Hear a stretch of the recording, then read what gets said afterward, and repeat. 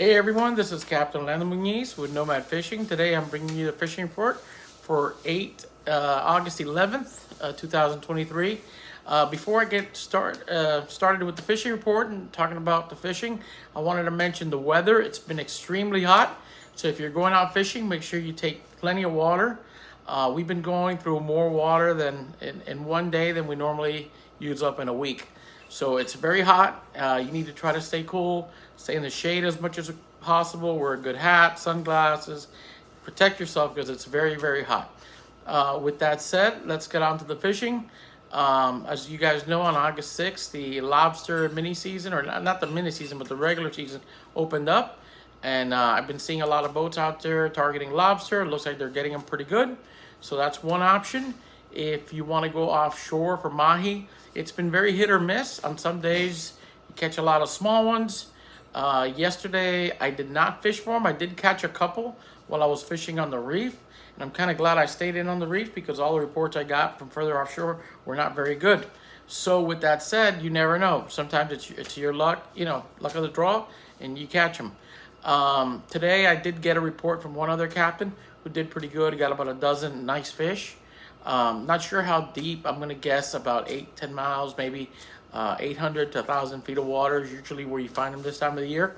And you can catch them on any type of light bait, control for them, pitch jigs. They're pretty easy to catch once you find them. In a little closer to the reef, the water's been very hot.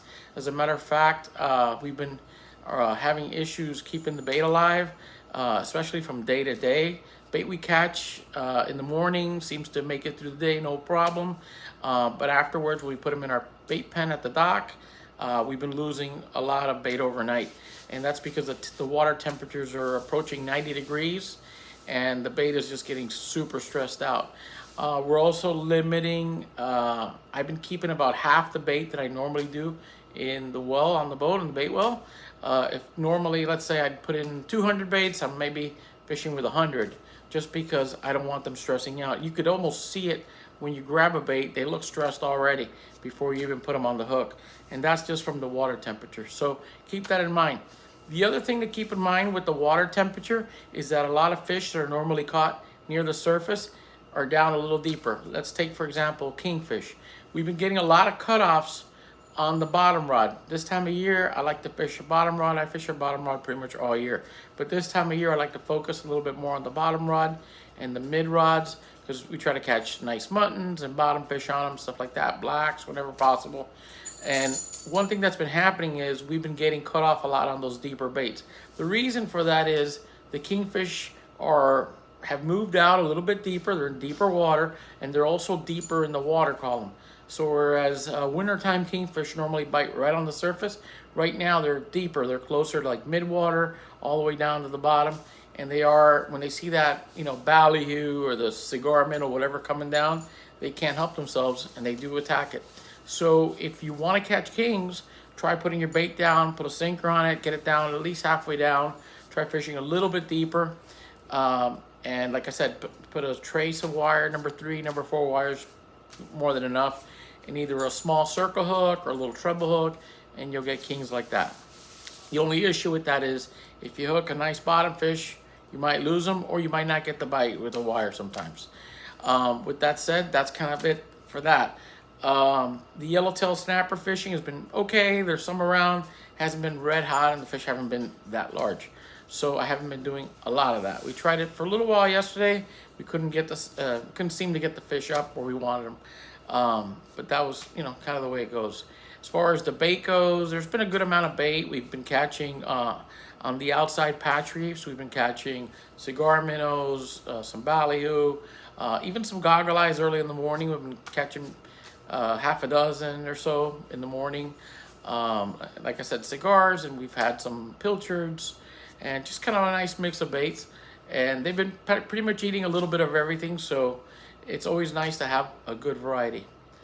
Well, guys, the other thing I wanted to mention before I finish up here is that the mangrove snapper bite is going on at night, anywhere from like 30 to 40 feet up to about 60 feet. And you usually catch them after it gets dark, chum heavy, and you get them up. But the other fish that's around is the Cubera snapper, which is the larger relative.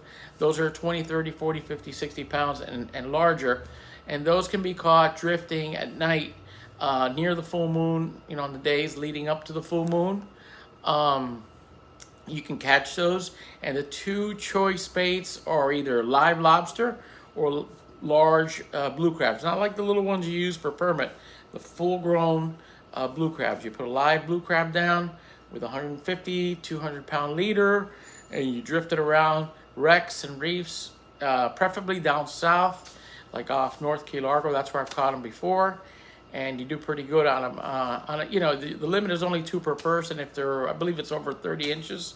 But they're a lot of fun to catch and something everybody should have on their bucket list. So if you haven't tried that, you have about another month or so to try it.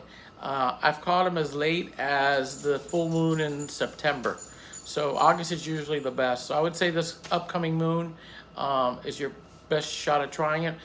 You could also try them in July, but the only problem with that is a lot of times the lobster season isn't open yet, so it's hard to find the bait. Well, guys, until next time, my name is Captain Landon Muniz with Nomad Fishing.